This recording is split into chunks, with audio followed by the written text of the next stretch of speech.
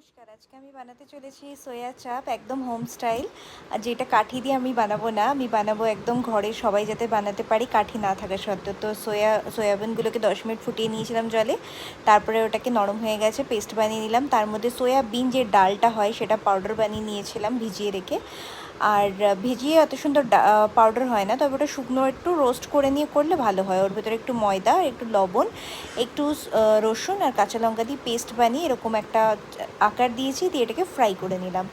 নেওয়ার পরে এটাকে আপনারা কেটেও বানাতে পারেন বা এভাবে গোটা গোটাও বানাতে পারেন। একদম অল্প পরিমাণে সর্ষের তেল, তার মধ্যে আমি পেঁয়াজ, আদা, রসুন বাটা, কাঁচা লঙ্কা আর টমেটো পেস্ট দিয়ে সুন্দর করে কষিয়ে নিলাম। তারপরে এরপরে যা শুকনো মশলা আছে, জিরে, ধনে গুঁড়ো, লবণ, হলুদ, কাসুরি মেথি, গরম মশলা সমস্ত দিয়ে ভালো করে কষিয়ে নিলাম।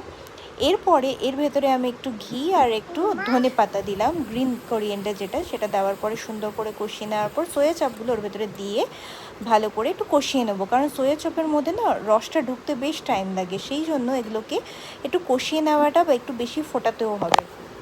তো এটা হয়ে গেল, কষিয়ে নিচ্ছি খুব ভালো করে।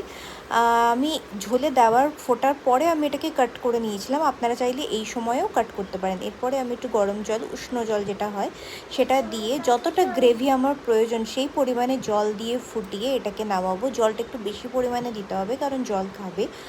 আর গরম গরম নামিয়ে ফেলুন এরকম সোয়া চাপ, ঘরে বানানো একদম হোম স্টাইল, একটু অন্য ধরনের, তবে খেতে কিন্তু খুবই সুন্দর হয়েছিল।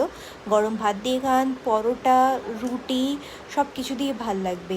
আর বেশ নরম রস ঢুকেছিল, খুবই টেস্টি। আপনাদের কেমন লাগলো অবশ্যই জানাবেন, আর একবার অবশ্যই বানিয়ে দেখবেন। নমস্কার।